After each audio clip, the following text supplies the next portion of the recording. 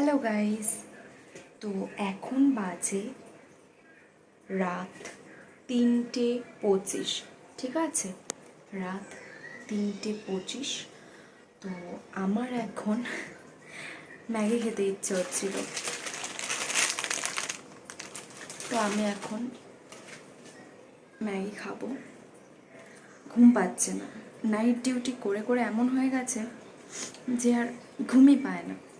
তো কী আর করবো, এবার ঘুম যেহেতু পায় না তো খিদে পাচ্ছে, কিছু তো খেতে হবে। তো তাই আমি এখন ম্যাগি খাবো। তো চলো বানিয়ে নেওয়া যাক।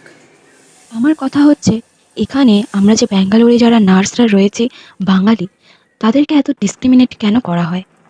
কেন তারা বাঙালিদের দেখতে পারে না, সেটাই আমার প্রশ্ন। যারাই বাঙালিরা কাজ করে এখানে, এটাই খালি মনে হয় যে কেন এত ডিসক্রিমিনেশন বাঙালিদের প্রতি। কোনো কোনো সময় মনে হয় আচ্ছা, যেন এই প্রফেশনটা চয়েস করাটাই ভুল ছিল। এই নার্সিং প্রফেশনটা আমার জন্য নয়। এসব বলার পরেও নেক্সট দিন আমি আবার হসপিটালে ডিউটিতে চলে গিয়েছিলাম। সো নার্সেস ডে লেটলি পালন করা হচ্ছিল। সো সকালে ক্লাস ছিল, যার জন্য তাড়াতাড়ি তাড়াতাড়ি করে সকাল 7টার দিকে চলে গিয়েছিলাম ক্লাস করতে। তো এমন কিছু একটা সাজিয়েছিল নার্সেস ডের জন্য। তো আমরা তো যেতে পারিনি জাস্ট বিকজ আমাদের পেশেন্ট ছিল। ইনচার্জ এবং ম্যানেজারদের সেখানে ডাকা হয়েছিল। তো ডিউটির পর ডিরেক্ট ঘরে এসে স্নান করে লাস্সি আর পপকর্ন খাচ্ছিলাম, সেদ্ধ ভাত করে খেয়ে নিয়েছিলাম। তো তারপরের দিনটা ছিল উইক অফ। সো দেখো কতটা ঝকঝকের রোদ, যদিও এটা দুপুর 12টায়। তারপর কিছু ফ্লিপকার্ট 15 মিনিটস ডেলিভারি থেকে অর্ডার চলে এসেছিল। সো সেগুলোই আনবক্সিং করছিলাম।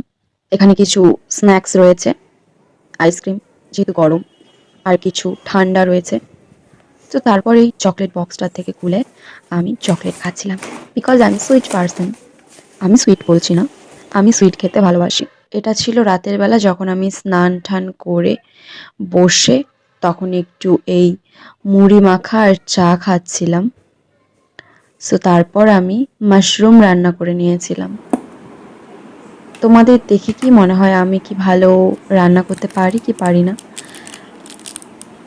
এবার জানি দেখলেই মনে হবে না, খেয়েও দেখতে হবে যে ভালো হয়েছে কিনা। সো এটাই ছিল আমার ডিনার। আজকের ডিনারের পর খেয়ে নিয়েছিলাম আম। তো এটাই ছিল আজকের ব্লগ।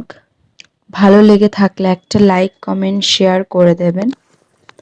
আজকের জন্য এটুকুই। বাই।